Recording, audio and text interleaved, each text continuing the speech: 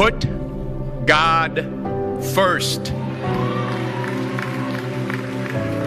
Put God first in everything you do. Everything that you think you see in me, everything that I've accomplished, everything that you think I have, and I have a few things, everything that I have is by the grace of God. Understand that. It's a gift. 40 years ago, March 27th, 1975, it was 40 years ago, just this past March, I was flunking out of college. I had a 1.7 grade point average. I hope none of you can relate. I had a 1.7 grade point average. I was sitting in my mother's beauty shop. They still call it beauty shops now? What they call it now? Yeah, I was sitting in the beauty parlor. I was sitting in my mother's beauty parlor, and I'm looking in the mirror, and I see behind me this woman under the dryer. And every time she looked up, every time I looked up, she was looking at me, just looking me in the eye. And I didn't know who she was, and I said, she said, somebody give me a pen, give me a pencil, I have a prophecy. March 27, 1975, she said, boy, you are going to travel the world and speak to millions of people. Now, mind you, I was flunked out of college. I'm thinking about joining the army. I didn't know what I was going to do, and she's telling me I'm going to travel the world and speak to millions of people. Well, I have traveled the world, and I have spoke to millions of people.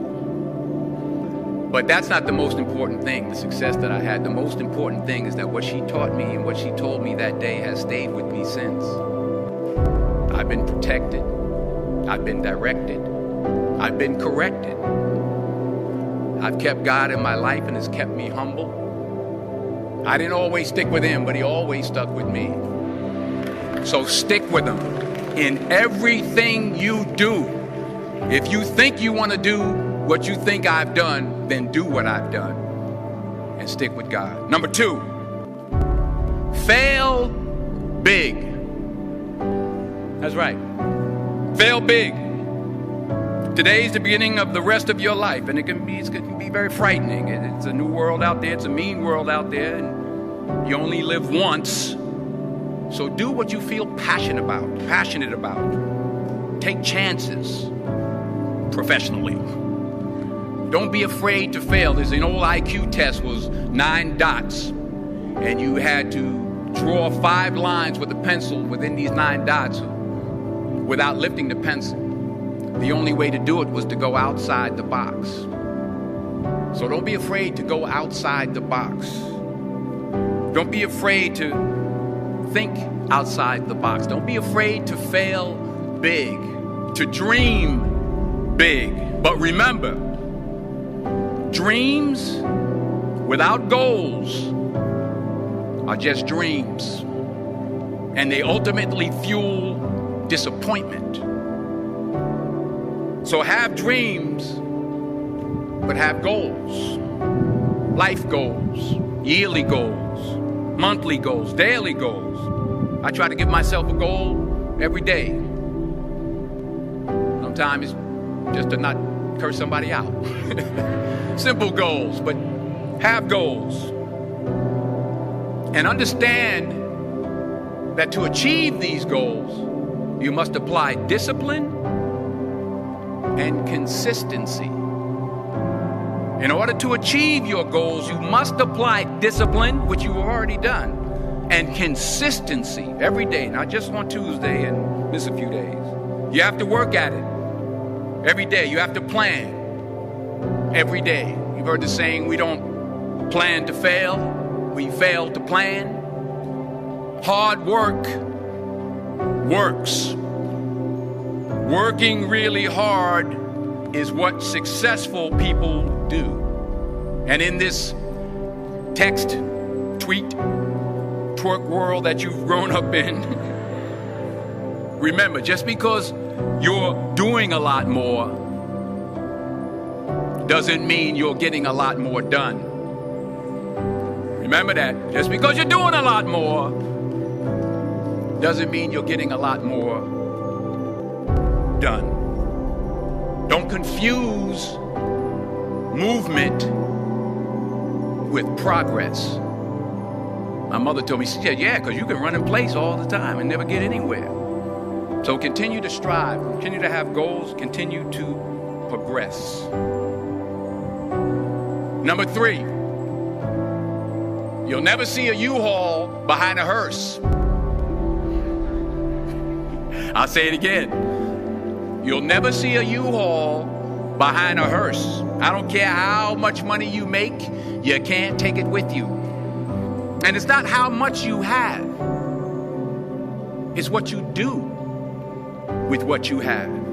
We all have different talents. Some of you will be doctors, some lawyers, some scientists, some educators, some nurses, some teachers. Yeah, okay. Some preachers. The most selfish thing you can do in this world is help someone else. Why is it selfish? Because the gratification, the goodness that comes to you, the good feeling that I get from helping others, nothing's better than that. Not jewelry, not big house I have, not the cars, but it's the joy. That's where the joy is, in helping others. That's where the success is. Finally, I pray that you put your slippers way under the bed tonight, so that when you wake up in the morning, you have to get on your knees to reach them.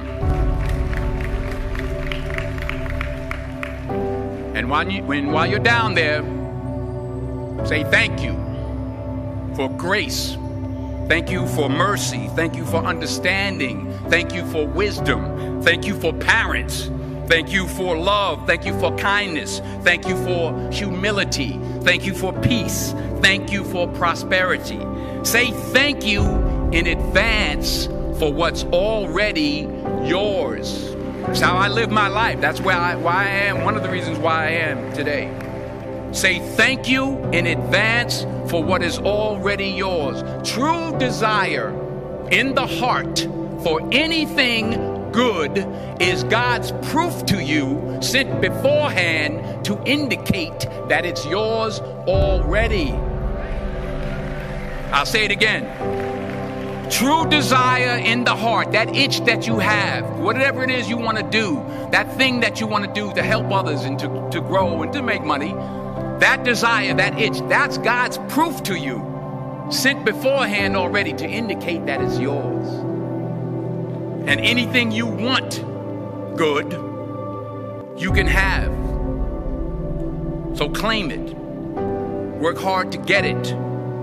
When you get it, reach back. Pull someone else up. Each one, teach one.